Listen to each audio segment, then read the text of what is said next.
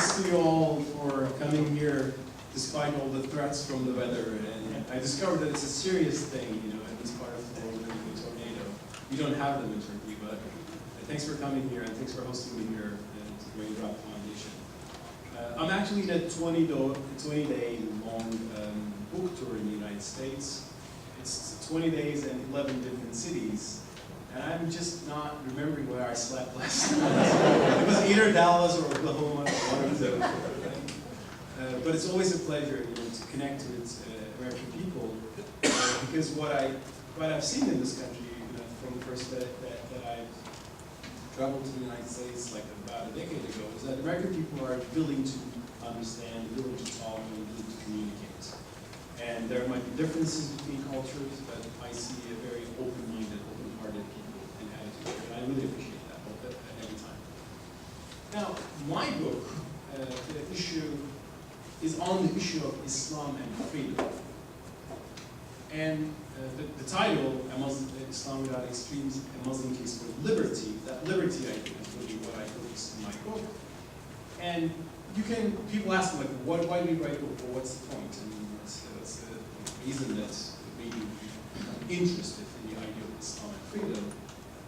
Well, it's a lifelong story that I'm interested in this, and that made me interested in this.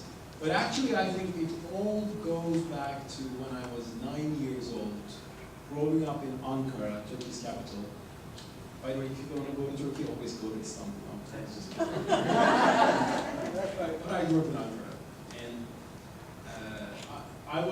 It was a summer, and I was going to my grandparents' place to learn about religion. My grandparents, my grandfather and mother, were, God bless them, very pious, observant Muslims. They were praying every day, they were reciting the Quran, and they were very big-hearted, people. And it was my grandfather who taught me how to pray, how to go to the mosque, how to write "No God but God" in English, sorry, in Arabic, with colorful beads, and you know, it was a crash course into Islam, and I loved it. One day in my grandfather's library, I came across a book. At the backside, there were 2 quotes. The book was called "Guide to Prayer," and one of the quotes was from the Quran, and I remember very vividly. It said, "It is God who has created you, who has given you eyes, ears, and feelings. How little thanks you give." And it was a very inspiring quote for me. It was the first time that I realized that what I think as my body and my soul, everything that I think that I own, is actually given to me by God, and I should be thankful. It is still an inspiring, like, fundamental for me, and I think it's the core of Islam. That there's a God who made you, and you should be thankful for that. That's the core idea. Like it's in Judaism and Christianity, I should say. But there was another quote at the back cover, which was not that inspiring. And I should note, it was not from the Quran. It was just a medieval scholar's idea. And it said, if your children do not start to pray at the age of 10, then beat them up. And here I was, at the age of 9, learning that in a year I would be in trouble if I didn't start to pray. And I asked about this to my grandfather. He said, "Oh, no, don't worry about this. You know, it's for bad kids." And, yeah, of course, thank you. He said, he calmed me down, and don't worry, of course we would never do anything like that. And I felt okay, and so on. But I remember that I think that day I had a question in my mind. And the question was, would it really be something good if I began to pray because I wanted to avoid a slap in my face? Wouldn't it be much better if I prayed in order to worship God out of my own genuine will and conviction? Would coercion create a genuine piety, or would it just make me a radical person who prayed because of social pride? Now, I think that's a very important, a very fundamental question for, I think, all religions, but particularly our part of the world, the Islamic world these days. Because as I grew up, I saw some coercive institutions, some authoritarian systems designed to make people more pious. And the most obvious case of that is found in Saudi Arabia, the home of the most strict and literalist interpretation of our faith. And there are many things I find troubling in Saudi society, but particularly this institution called the religious police in Saudi Arabia is actually a good manifestation of that authoritarian logic. Because this religious police institution called Mutawwa in Arabic, their job is to patrol the streets and check people and correct any behavior that finds un-Islamic. For example, if they see a woman whose hair is visible, they say, you know, look, put a headscarf on and put something on, and so they would just harass her to do that. Or if the prayer time comes and people are not going to the mosque, Mutawwa can come say, with sticks in their hand, like, go to the mosque, to make sure that you pray on time. Now again, when you see things like that, the obvious question you ask is it really a good idea? I mean, it is certainly not a good idea from a liberal democratic point of view, but even from a religious point of view, are you making those people really pious, God-fearing, feeling people, or are you making them hypocrites? What is good if they go to mosque because they fear the police, but not they fear and love God? Now that's a very fundamental question. And actually in Turkey we know, in Turkey we don't have religious police, we don't want religious police and nobody asks for it, so that's a different story. And we also know that, by experience, that idea of coercing religion, imposing religion, doesn't make people pious, because we know a lot of Saudi people who wear chadors in their home country and then fly to Istanbul to go to the wildest bars with mini skirts and party all night long. And that's their right, but apparently it doesn't even serve its purpose. The purpose is made to be more godly. Of course, there are generally pious people in Saudi Arabia too, but it's people's choice. So, but if you enforce them on something, it doesn't make them more pious. That's my. So, actually, examples like this are frequently cited in the Western media as well, that's showing that there is an authoritarian approach to issues in that part of the world. However, there's another side of the story as well.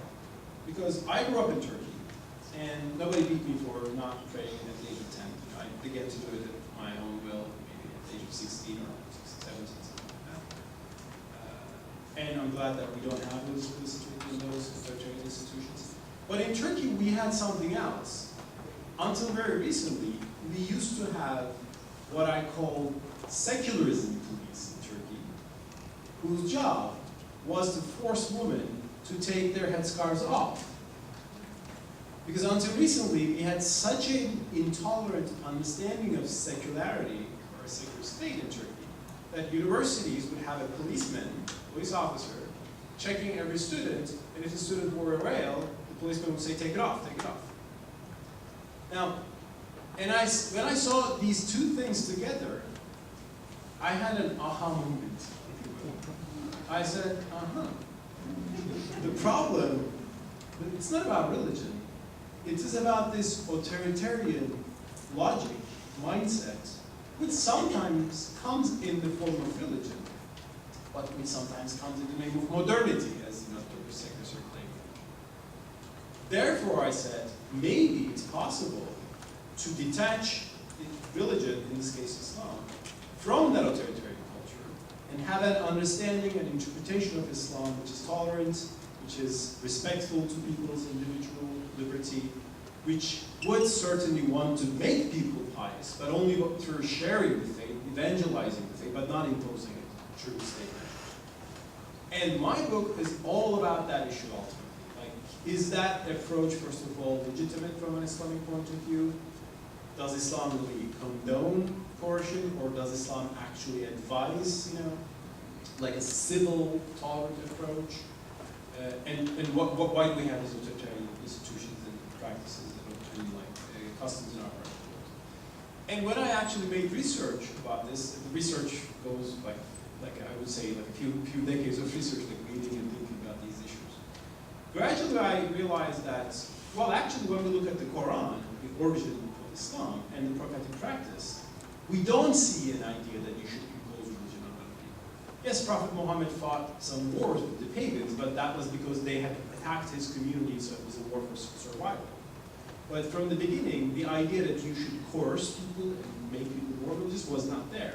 Actually, if you look at the Quran, the divine foundation of Islam, as Muslims believe, you see verses which confirm liberty.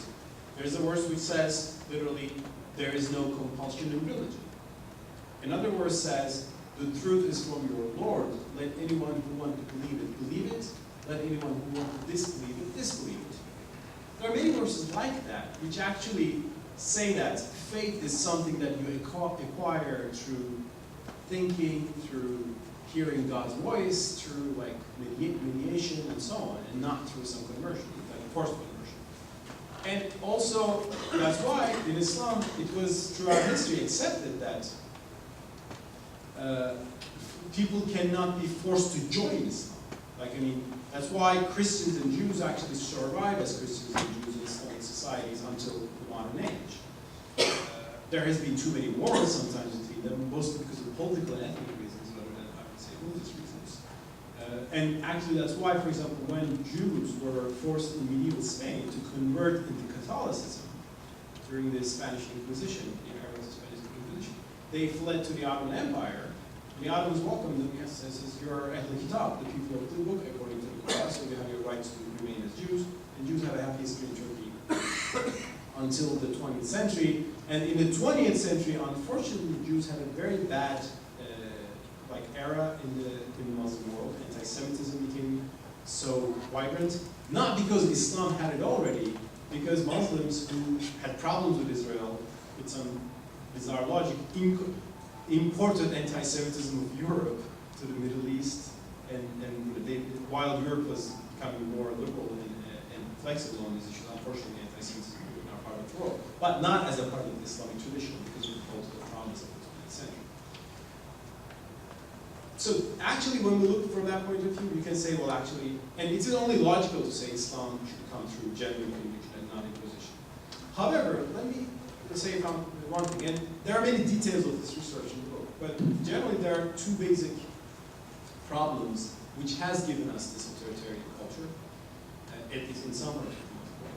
And it is based on two different layers. One layer is this: not everything we see in the so-called Islamic world is actually Islamic. I mean, there are many pre-existing cultures, there are many customs, there are many traditions, and these vary from society to society. Like in the US, not everything you see is a product of Christianity, or like in Latin America, you have military juntas in those predominantly Catholic countries. Those juntas are not necessarily blessed by the Catholic faith, but they're there. So history is a complicated thing, so things happen for different reasons. So not every problem we see there is a product of Islam. Sometimes people mistakenly think maybe it is Islamic because sometimes tradition and religion gets mixed with each other, and customs and religion get mixed with each other. And a dramatic example of that, I would say, in our part of the world, not in Turkey, but in Northeast Africa, is this practice called female genital mutilation. Probably you've heard about this. It's a horrible thing. I don't want to describe it, but it's a terrible thing. And actually, there was an interesting case in 2006. An Ethiopian immigrant to the United States practiced this female genital mutilation on his 2-year-old daughter. And of course, this was a shocking news item, and it was on the media. And of course, people reacted to this, and because it's a horrible thing. But a commentator wrote at the time, look at how Islam treats its women and its children, and what a horrible thing that is, and what a horrible religion that is. Now, there's something horrible there, obviously, but actually, if you look at this female genital mutilation practice, it has nothing to do with Islam. The Quran doesn't include anything about that, nothing in the prophetic tradition. In some so-called Islamic books, but you can have it, but in a particular region of the world, which is Northeast Africa. Because in Northeast Africa, unfortunately, this practice is there for thousands of years, even before Islam, even before Christianity. And that's why in Northeast Africa, you see not just Muslims, but the animists in that part of the world. Even some Christians in Ethiopia, until the 60s and 70s. And there was even a Jewish tribe before they migrated to Israel, who is known to have practiced female genital mutilation. So when you see these things, you can say, well, there are really terrible things happening in some parts of the world, and some things are happening terribly in the Middle East. There's honor killings as well, which is again not Islamic. But not they come from Islam. And actually when you distinguish between the two, it becomes easier to get rid of those problems, because sometimes people think this is religiously mandated. Actually it's not. To show that to people is very important. Now that's one layer. The layer of like some customs being, and mindset, I would say, being incorporated into religious thinking, although it's not religious. Now another layer, and this is a very important one as well, is the problem of losing the meaning of a religious injunction, a religious commandment, because you don't understand its context. Now let me give you an example. Again, my favorite example, source, which is Saudi Arabia. Now in Saudi Arabia, they have this law that women are not allowed to drive. I mean, if you're not, you can drive, you can survive in Kansas, as I understand. They find a way to survive, but they can't dare drive. And that's only in Saudi Arabia. In Turkey, women drive, and everyone drives, no problem. Why then we have this kind of rule in Saudi Arabia? Well, I've discussed this with a few Saudi clerics a few times. They have different reasonings. They say it's to protect them, and so on and so forth. But they also refer to a saying, a hadith of Prophet Muhammad, peace be upon him, which says, literally, do not send women alone to the desert. This is written in hadith, a textbook like 12 centuries ago. And based on that idea that you should not send women alone to the desert, they say we will stop women from driving. Now, I discussed the same issue with the top cleric in Turkey, Professor Mehmet Görmez, who is the head of the Turkish Directorate of Religious Affairs, and who leads a hadith project, as we call it, a project to put Prophet Muhammad's sayings in a context and explain them, their meaning and their intentions. He told me, well, Prophet probably, yes, said that you should not send women alone to the desert, because at that time, between Mecca and Medina, there were like bandits in the desert, Bedouins, and they were attacking every caravan, unprotected caravan. If a woman walked alone, she would probably pray to people. And he said this as something like a temporary solution to the particular danger. But if you don't understand why there's such a thing, and if you say, they will implement this as it was written 14 centuries ago, you run into this trouble. Now, this is just one example of this implementing laws without understanding its context. And in Islamic history, there has been Islamic schools of thought which emphasize context and accepted that laws should change as context changes. The Hanafi school, most flexible of the four Sunni schools, comes from that tradition, and that's a tradition that the Ottoman Empire and Turkish Muslims have generally followed. And for example, one of the founders of this interpretive thinking, Imam Shatibi of the 14th century, he wrote a book entitled The Intentions of Islamic Law, and he said the intentions of Islamic law was all about protecting 5 principles: life, religion, property, lineage, and intellect. For example, Islamic law has a lot of rules protecting property from confiscation from the sultans, for example. That was a big issue. Now, if you understand it this way, then you can understand that you can adopt laws. But if you, again, don't understand and you say, we will implement literally without reasoning, because there's a tradition in Islamic law as well, which is against reasoning, and that is where the Wahhabi school of thought comes from. You end up, banning women from driving. You also end up in doing some other problematic things. And one example there that I would like to stress is this issue of apostasy, which is apostasy in the sense of changing your religion from one to another. Now, if you look at classical Islamic law, of course, you will see that apostasy is defined as a crime and it's punishable by death penalty. It's a serious thing. And in 2006, a court in Afghanistan gave death penalty for a gentleman named Abdul Rahman who became a Christian. And so he was given death penalty because it's written that apostasy is punishable by death. Luckily, the international community intervened, there were a lot of reactions, and they let them go. But this is obviously a problem. But why do we have this problem again? Let's go back to the sources. The Quran says nothing against apostasy. Well, the Quran says unbelievers will go to hell, but it doesn't say anything about this world. There's no earthly punishment for apostasy in the Quran. The Quran rather stresses actually that people can choose their. Where does this come from? Well, this comes from secondary sources. Some hadiths and their interpretations. But when you look at those interpretations carefully, you see something very interesting. The scholars who thought apostasy is a crime and should be punished were thinking in a context of war. They were thinking in a context of battle. In other words, in their minds, Muslims were at that time at war with either the Sassanid Empire or the Byzantine Empire.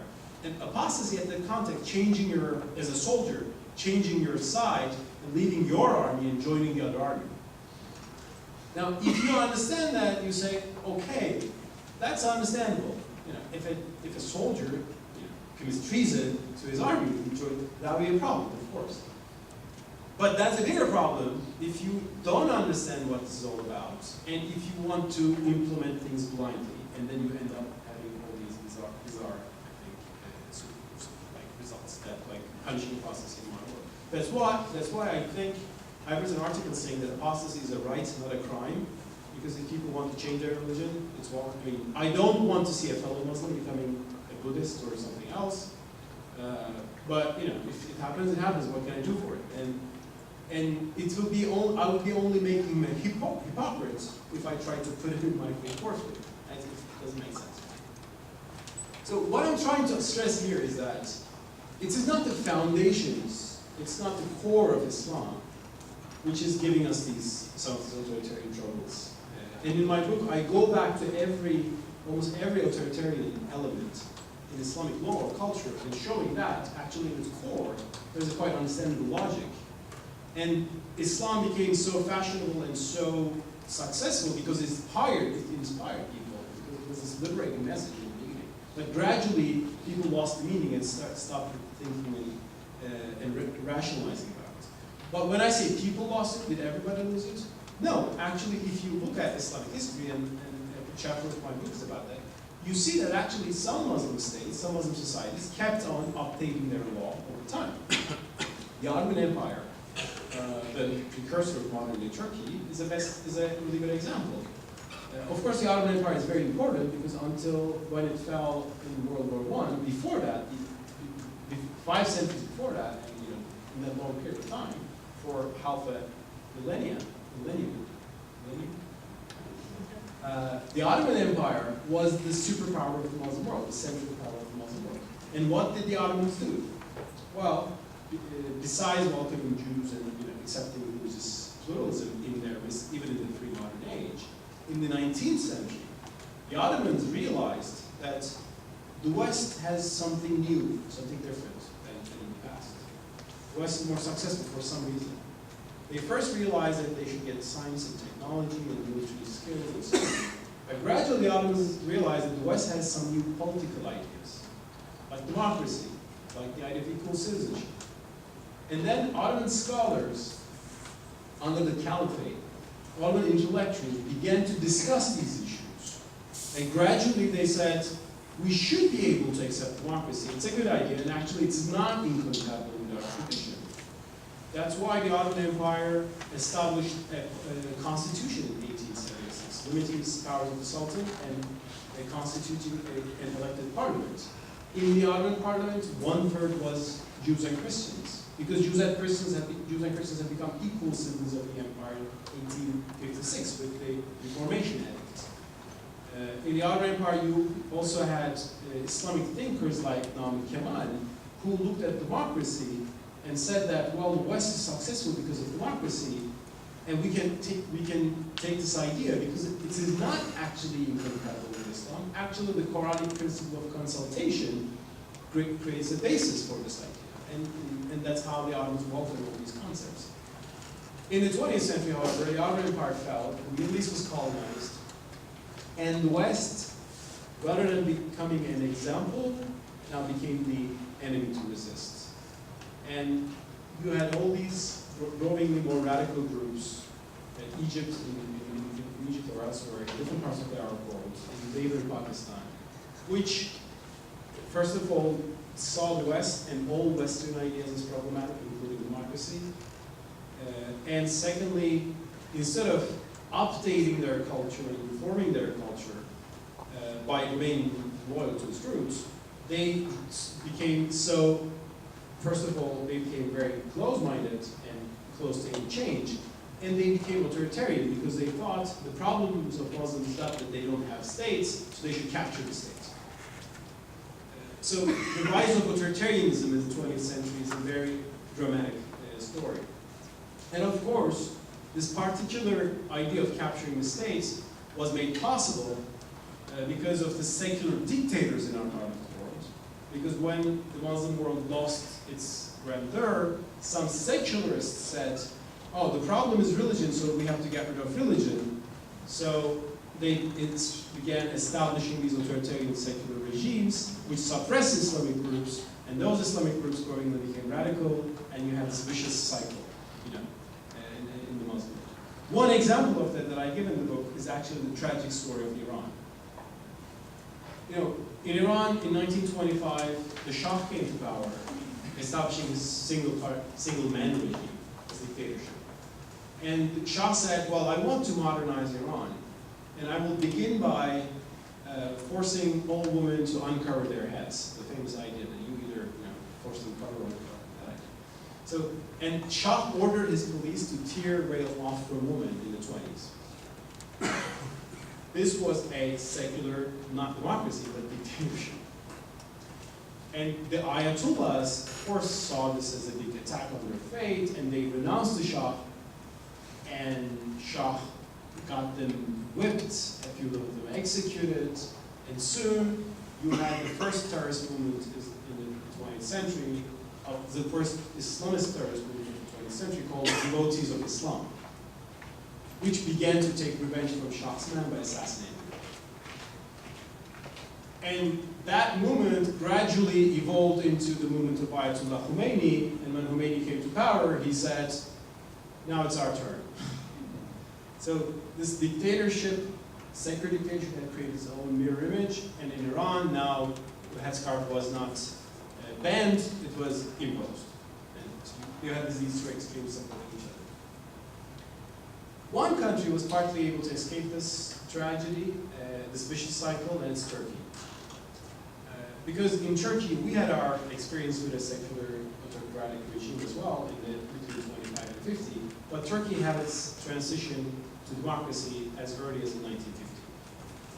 Now, we are speaking about the Arab Spring. What's the Arab Spring? They're having their first free and fair elections. Turkey had its spring in 1950. It was cut short by military coups later and so on, but we were able to experiment with democracy for a long time. That's why in Turkey, Islamic groups never went radical, never went violent. They just wanted to have free and fair elections, which generally brought people sympathetic to Islam to power anyway. So they just wanted to secure democracy in Turkey. And in the meantime, Islamic movements in Turkey, movements that are inspired by the Sufi tradition, which already focus on individual piety through preaching and not through imposition, realize that there is something called civil society and they can work in it. And that's how they can advance their faith. That's why in Turkey we have Islamic movements coming from the tradition of Said Nursi, an Islamic scholar who passed in 1960, who said, from the state, we don't want religion, we want freedom. Based on that tradition, another Islamic movement like the Gülen movement, led by an important Islamic leader, Fethullah Gülen, spiritual leader, they always said, we don't want to be politicians, we don't want politics. From the politics, we only want non-interference in what we do, and what they do is open schools, charities, soup kitchens, like Christians do in the United States. That's why I think the Turkish example right now is interesting, and I'm glad that more and more Arab thinkers are looking at Turkey as a case which maybe they can take some ideas from. And in my book, I think I tried to show this whole case, and actually at the very core of it lies a very, very big conviction. It is only through freedom that you can become a pious Muslim. You should not be coerced. You should not be enforced. There should be no religious police. It is only your God-fearing conscience. It's only your God-loving conscience that should compel you to be a Muslim. And for other people, the best thing you can do is to share that faith.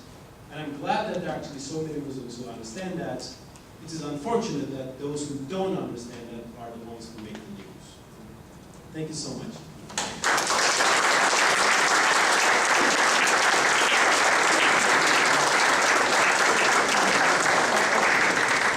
And if you have any questions, comments, objections, I would love to hear. Yes, sir. Do you think that the close proximity of Turkey to Europe helped them to embrace democracy there than other places? And in that context, do you think that globalization now will have these Arab countries move to democracy there? Yes, certainly. I mean, Turkey's proximity with the West, in Europe in particular, has been one of the main reasons, not the only one, the main reasons that Turkish Muslims had an earlier experiment with modernity in general, including democracy.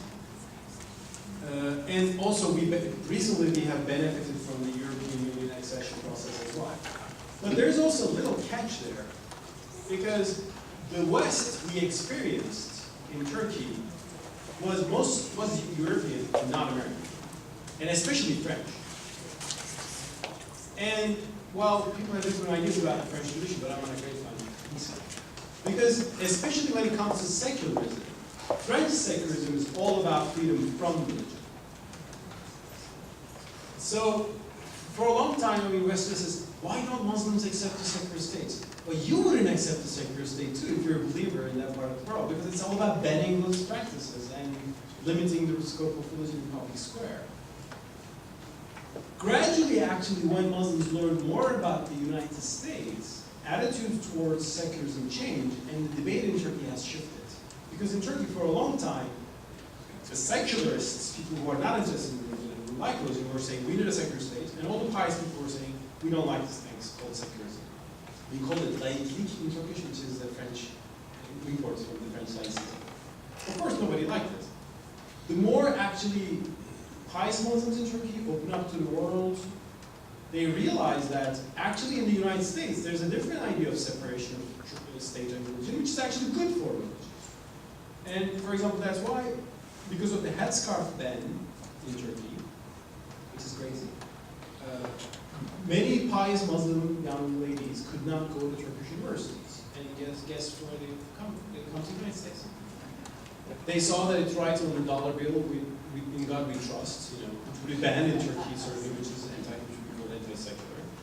And they said, if this is a modern, secular, liberal, democratic society, we want to be like this. That growingly had an impact. And it was, for example, Turkish Prime Minister Tayyip Erdogan, in a 2005 interview, he said, we want secularism like it's in America, but not in France. I don't know whether he studied all the details of that, I don't think so, but he had the idea that in the US you can be a religious person and nothing happens to you, whereas in France you can have troubles. Even France moved beyond that excessive secularism to some extent today, but the French historical tradition is generally hostile to religion. So that's the downside of being next to Europe. I also saw one more thing, let me say. When we speak about modernization in the Muslim world, conservative, pious Muslim believers often say, do we want to be modernized? Do we want to be like those godless Europeans? I have a good, very conservative friend who went to Amsterdam for a few days for some reason, and he came back and he said, we don't want to be like those people. They're all atheists and they have crazy things on their street. He wouldn't feel that bad in Kansas. So that's the downside of being so close to Europe.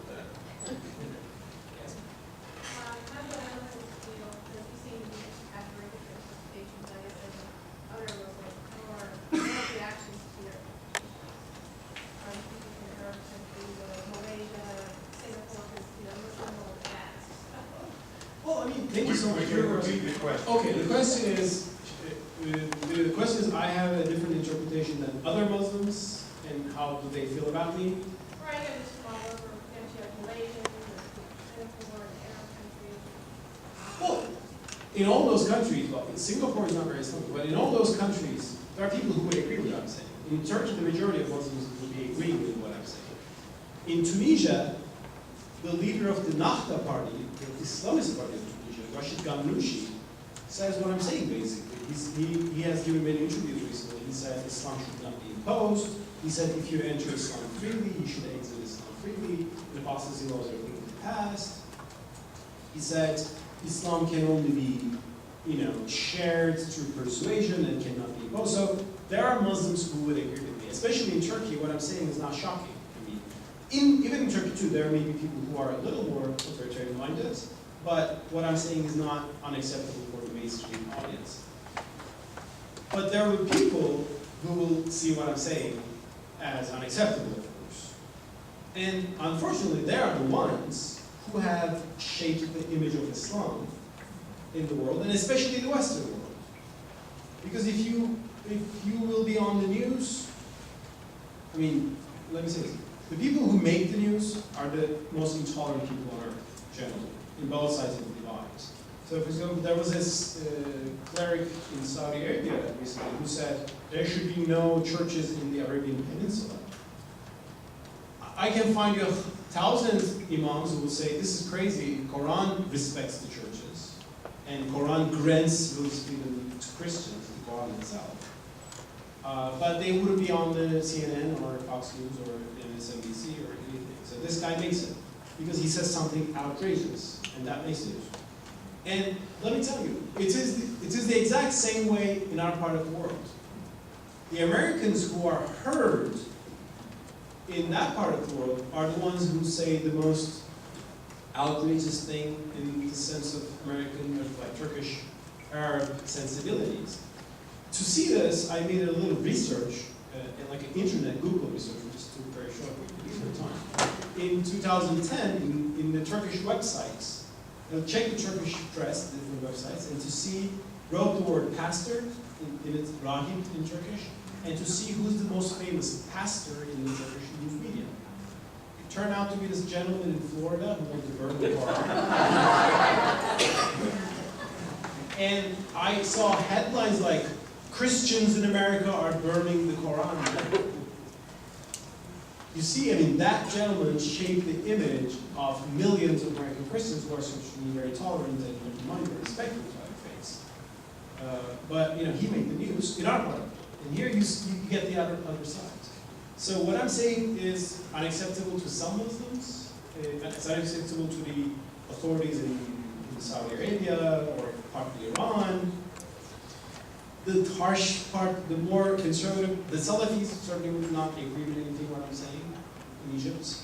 But in Egypt, the more reformist part of the Muslim Brotherhood would be open to this, and Nahda, in Tunisia, Nahda party would be open to this. And in Turkey, I would say, it depends on who you ask, but you will get serious scholars who would agree with everything that I'm saying. I can understand that you said it's like the image that you get because it's also extreme.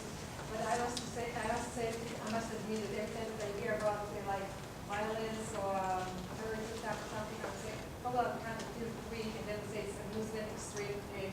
So, that's kind of unfair.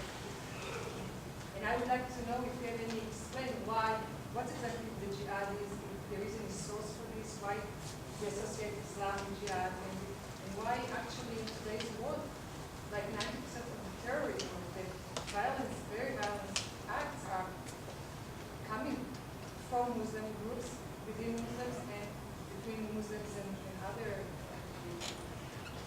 Thank you so much for your question. Well, sure. The question is why there are so many militant Muslims today, and why most of the terrorists of the world come from within Muslim society. Is that a question? Why do they refer to jihad? There is a conflict. It seems to me that the way to overcome the conflict is almost always violence when it comes to Muslims, and so much against what you believe. So I don't know where the problem is. Well, first of all, thank you so much, but with all due respect, I would slightly disagree with your observation. Yes, there are terrorists acting in the name of Islam today, but I don't know if they constitute the majority, like 90% of those terrorists. go to like Tamil Tigers, in Sri Lanka, or check the Hindus, look at the ethnic conflicts in Africa. There are so many violent people who are not acting in the name of Islam at all. Suicide bombing was an actual device created by Tamil Tigers first in Sri Lanka. And by the way, there are certainly jihadi, and I even don't want to give them the title jihadi because I think jihad has a sense of just war, that you should not attack non-combatants in classical Islam. So the terrorists who use the jihadi slogan to violate that. But there are people like that, obviously, and why do we have that? Let me tell you one thing. Just go back to some 30 years ago and read the Washington Post, New York Times, watch CNN, if there was CNN at the time. You would find zero reference to Islamist terrorists or jihad or something. You would rather see many references to communists, radical left. If you were speaking of Palestine, Hamas was not there, but there was George Kabash, a Palestinian Christian who headed one of the very radical Palestinian groups who attacked Israeli civilians. It was all about radical left. Now go to that same geography today. Since communism is out of fashion, the same passion, the same political traumas are there. Those are the real engines of radicalization. But now, people need a new battle cry, and it happens to be this interesting, twisted interpretation of Islam. An interpretation that I reject and I criticize, and I condemn when it comes to violence. So it is not really religion itself, it is all these political traumas that are going on in the world. And why do we have these political traumas? I mean, we have a political trauma in the Holy Land because of the Israeli-Arab conflict. Let me tell you, if Palestinians were not Muslim but Hindu, there would be a similar issue. Because it's about land. And there are actually Palestinian Christians who are having similar troubles with Israel.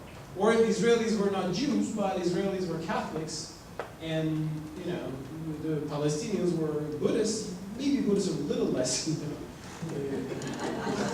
hard to offend.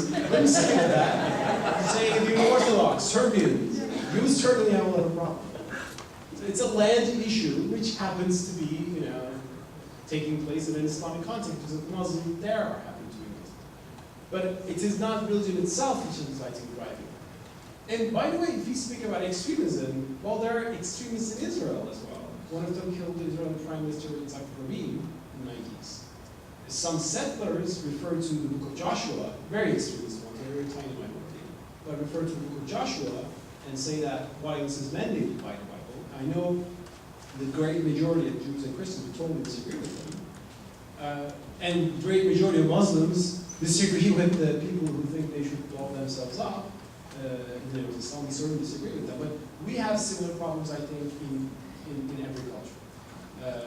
Less so in Christianity, because I think Christianity has a lot more experience. And West is Christian, and the West has come to democratic liberal culture and so on. But also try other Christians, like go to Nigeria and look at the ethnic cleansings there. Muslims there are violent, but Christians are not very nice either. Again, it depends on the context and the kind of society you are discussing. So I think blaming religion for Islam in this particular scene for this violent behavior is, I think, will not show us the reality. I think it's a much more complex reality. We Muslims have the duty to renounce them, and I'm trying to do it as best I can.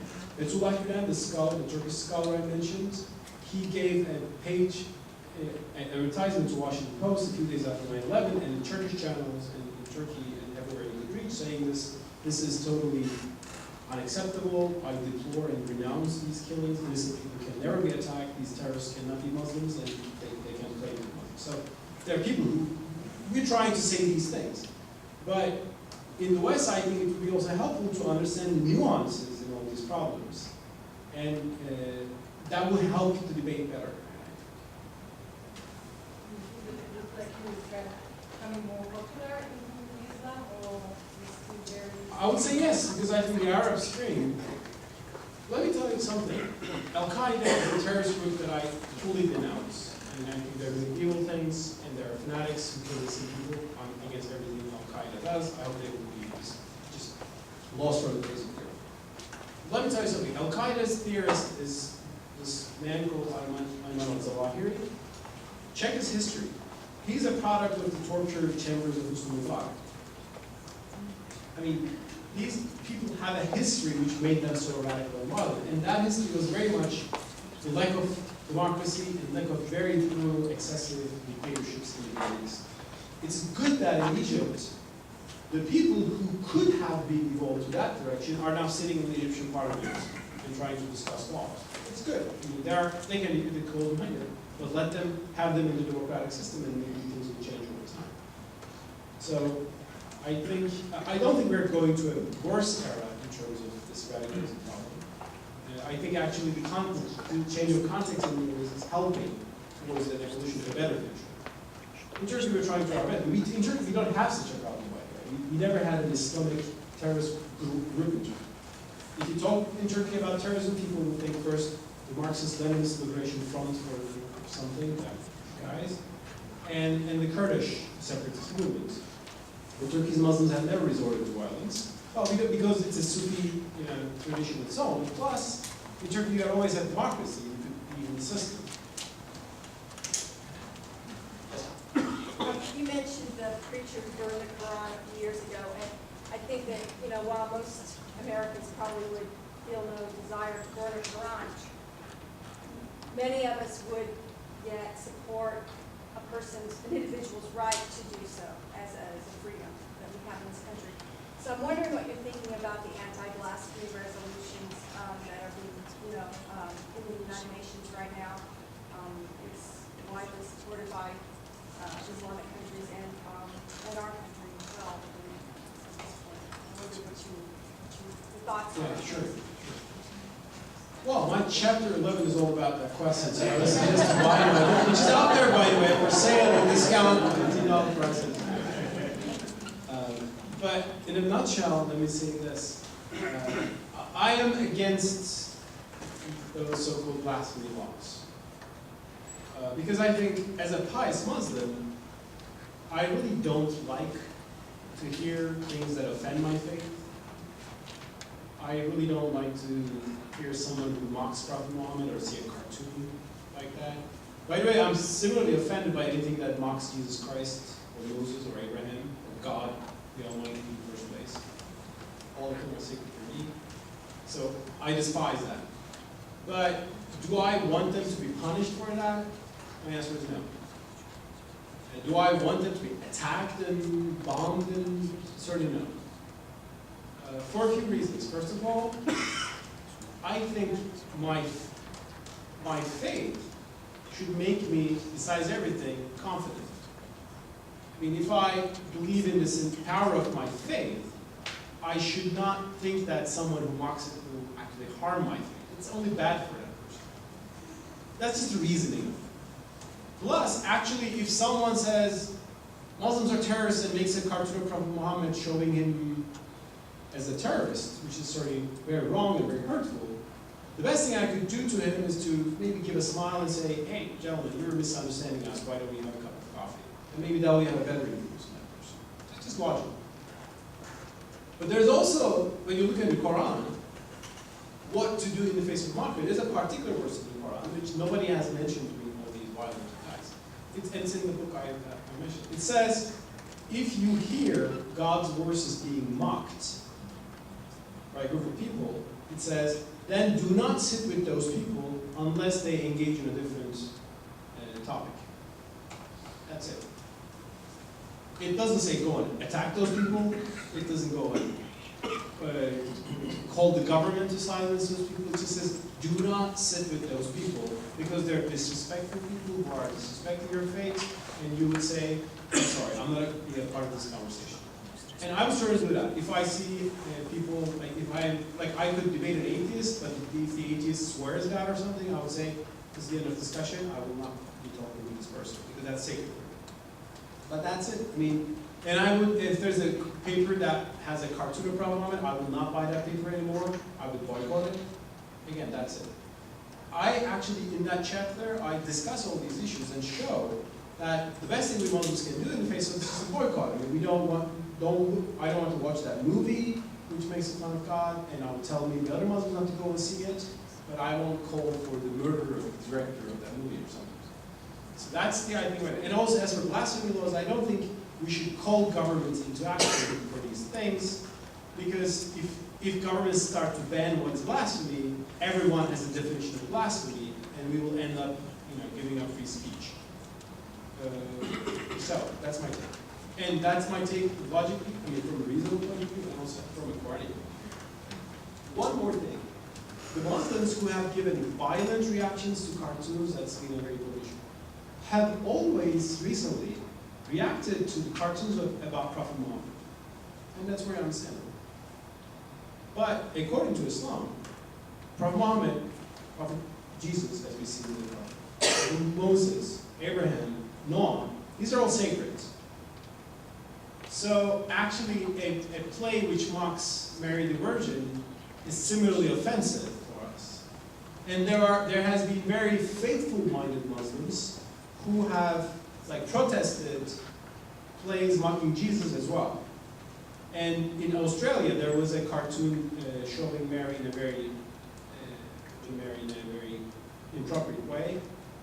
And the Muslim community had a very civilized protest, just having a banner in front of the paper saying that we don't like that we respect, and it was a very civilized protest.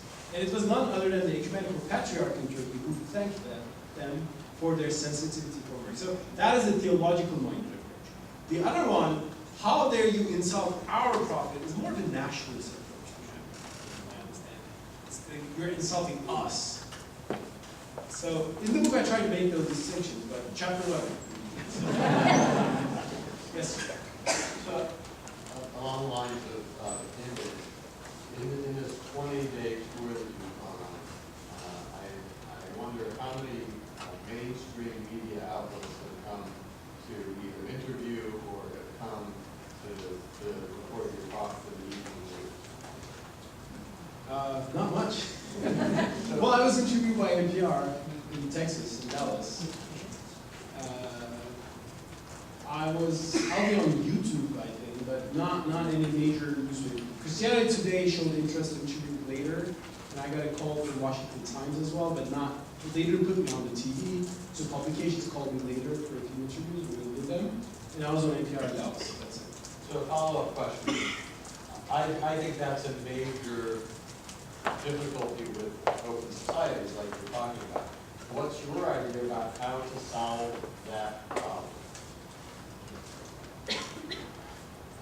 How will I become more famous? Well, not just you, but I would say any voice of reasonable moderation. It's a good question. I don't know, we should have a campaign like a few rock singers around us. It's a good question, I'm working on the question. I mean, it is, I think, inevitable that in the media, in every society, what becomes news is something that is shocking and acceptable. And something, it's not, if someone, recently someone told me, like, their planes fly in the US, like thousands of planes fly every day, when one crashes, that's news. The ones which go around, not making news. And it is only natural. Plus, there has been, I think, some people who willfully misinterpret Islam in the West. And they are not helping the discussion. A few of these are former Muslims who have read some books saying that, oh, Islam is such a horrible religion and I got out of it and I'm so happy to do so. And when you look at them, they generally have a particular personal experience with a nasty Muslim. Like, there was a radical, intolerant imam in a mosque, and he harassed this lady, and then she thought all Muslims are evil, and that's her personal story. So sometimes you have those kind of subjective stories behind that, which is understandable, but it should not be extrapolated to a large extent.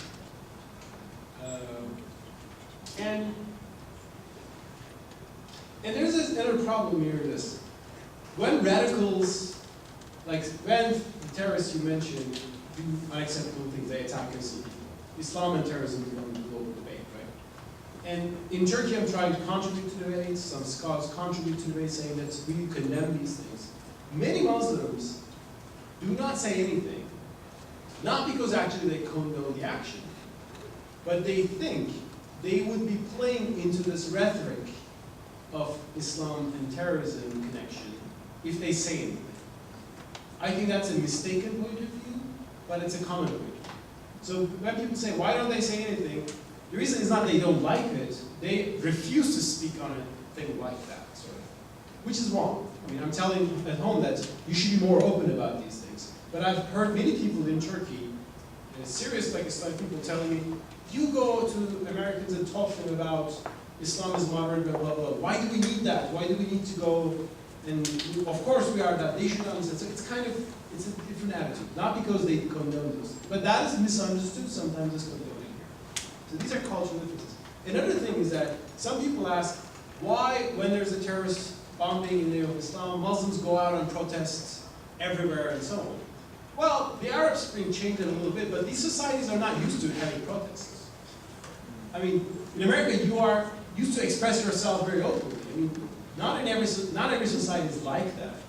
I mean, they think maybe someone will see me, a government leader or something. I mean, most Arab societies are like that. I mean, Arab Spring has broken that, luckily. I mean, this is a new culture. So there are all these complexities which should be, I think, understood. But ultimately, if it comes down to the question of how I will become more famous, I'm working on it. But keep fingers crossed. And any ideas? I would appreciate that. Yes, sir. I just wanted to comment to yours. If the Mustafa would just comment and talk about the radicalism and then we should take over on this and that, I'm sure that all the media outlets will just line up. But the good things takes time. It's very difficult. To blow up this building takes a second, but to build up this building takes years of human work and money and patience. So I think as a community, we have to really work together, being the peace advocate, try to understand one another. That's probably the major role of the Institute of Interfaith Dialogue, to create a platform where all the faith groups, as a human being, to sit down and learn from one another. We should be a little bit patient and, the baby steps, one step at a time, one step at a time. Just be patient. Okay. Thank you. I fully agree. Fully agree. Yes. There's ladies right behind you. Yes.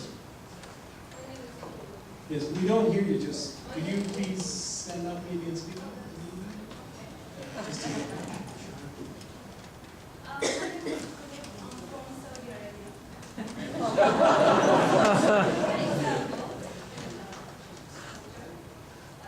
I just want to clarify one thing, that women in Saudi Arabia, they are treated in a very respectful way, and I never feel that I'm really female when I go to Saudi Arabia, because there we have, in Saudi Arabia we have a very nice way to treat or deal with women, and this is traditional thing and cultural thing. Also, the system driving thing, preventing women from driving, has nothing to do with religion. That's just traditional thing, because every man in Saudi Arabia, as a brother or as a husband or father, he's responsible for me to do everything I want. If I want to go anywhere, he has to take me wherever I go. He's responsible for everything. Even if I have like $1 million amount salary, he has to pay for everything I want. So, women in Saudi Arabia, they don't think of driving as the media shows. Maybe few women later they started to asking for driving after they travel and they drive outside and they see that, yeah, it's nice thing to drive. So now I want to drive. But because I grew up in Saudi Arabia, I never think about driving because every 99 or 90, honestly maybe 95% of the families, they have chauffeurs at home. I have chauffeur from when I was born, so we don't never think about driving. So, and also the hadith that says, don't send the woman alone to desert, that also, it's just special for traveling, not inside the cities. And it's prohibited for women. Originally, in Islamic, it's prohibited to travel abroad or far away alone if it's by car. So by airplane, it's okay. So I just want to make it clarify.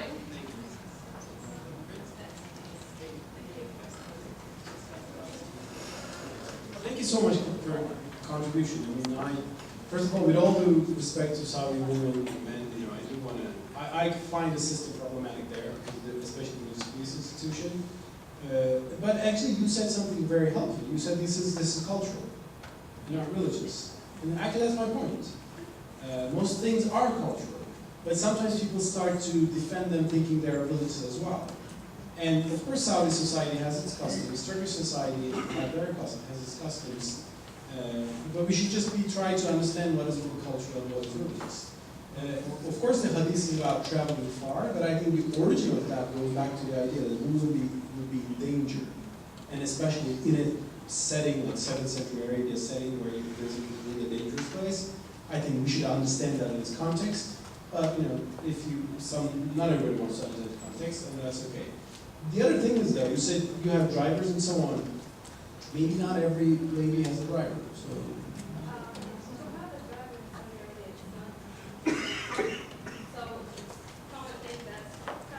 There are people from India and so on who are drivers and so on, immigrants. That's fine, yeah. Yeah, I mean, the thing is okay, but there might be a lady who says, I want to drive it myself today, so could be. So the thing is, if this is cultural, it should be there, it's totally fine, but if also it is imposed by law, I mean, if it's cultural, people do it anyway, so why do you impose it by law? So I'm not critical of the culture itself, I'm critical of sometimes mistaking it with religion, but I'm also critical of government trying to impose that culture, although maybe some individuals want to think differently. Maybe some lady wants to have a car. Maybe she doesn't have to want to have a car, but she might want to.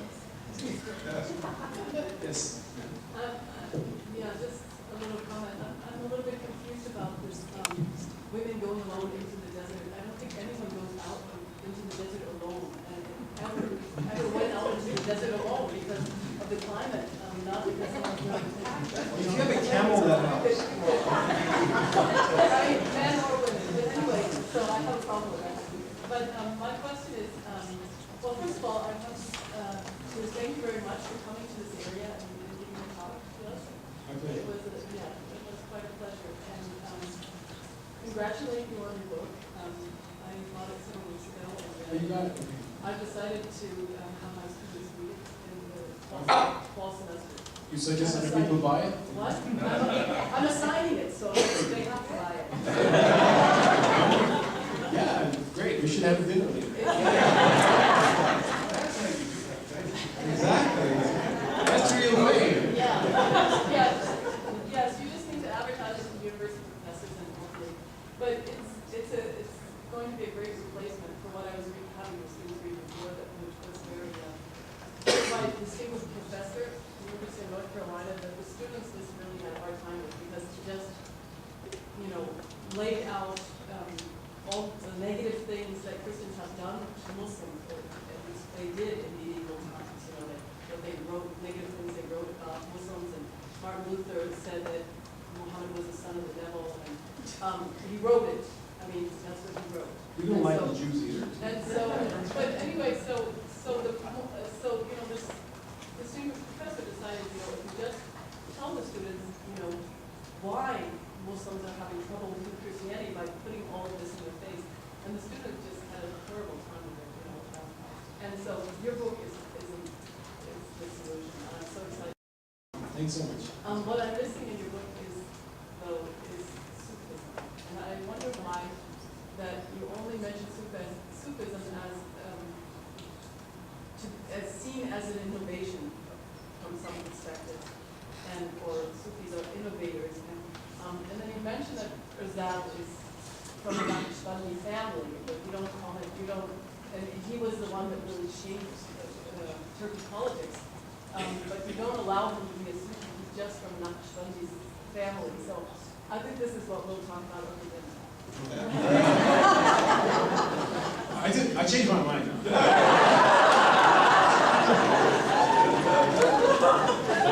Thank you so much.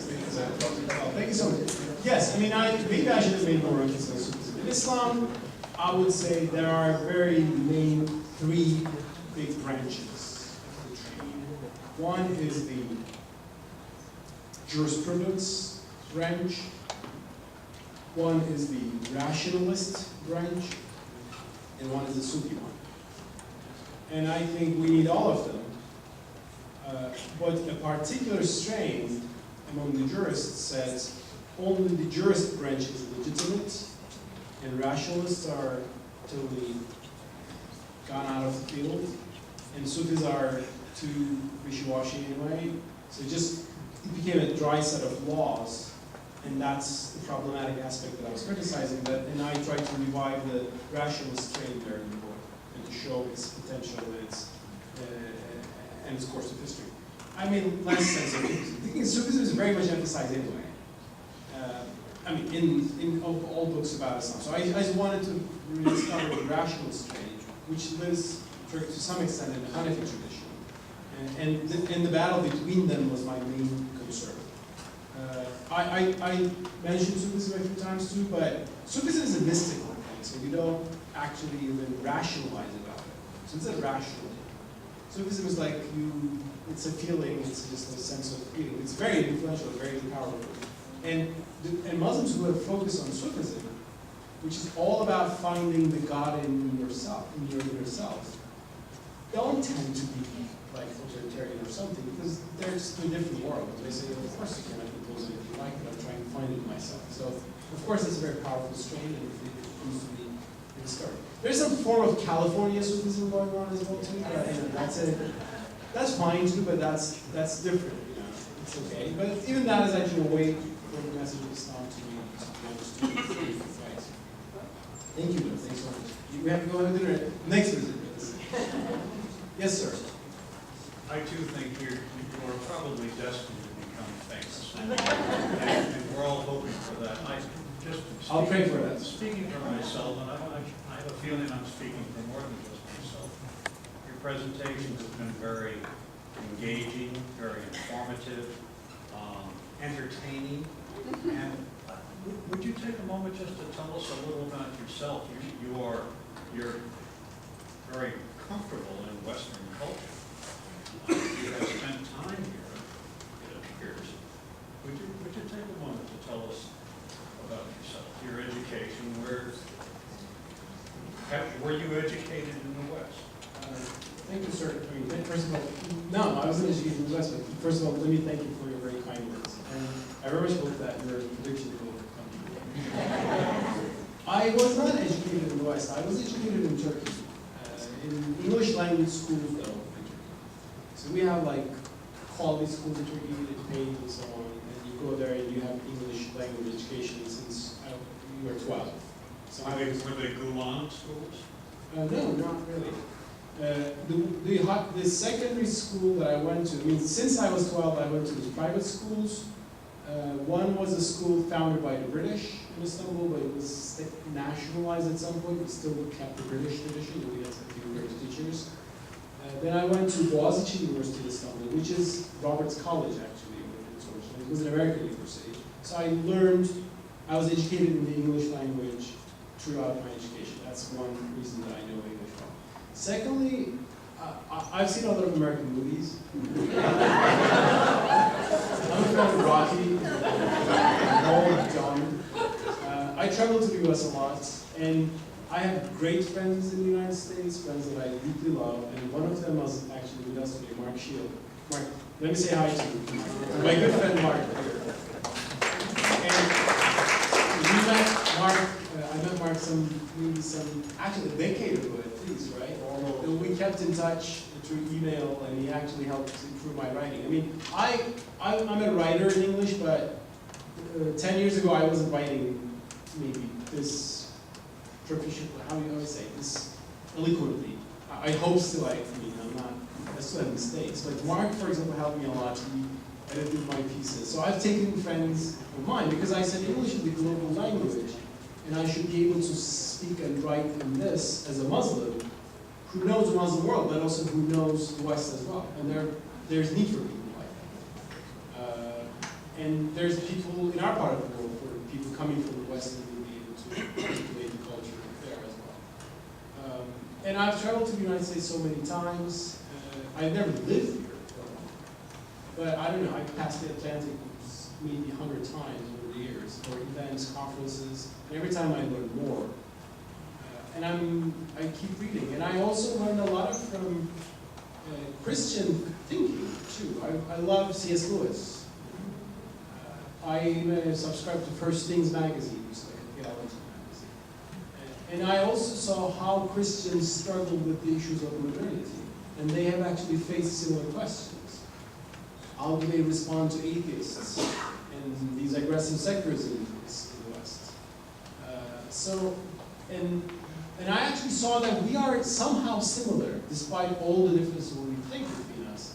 We believe in one God, and we have a devotion to God. And then we're trying to make a sense of this modern world, which is full of a lot of distractions, and we try to be moral. We have different cultures, different contexts, but we actually have a lot of commonalities. Jews as well.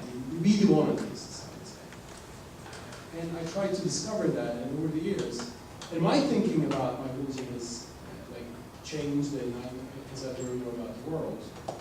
But ultimately, I remain, inshallah, I would die as a believing Muslim. But I also think that we Muslims need to have more access to the world and tell who we are. And I'm happy to see people who listen when you talk, especially here in the US. Thank you so much.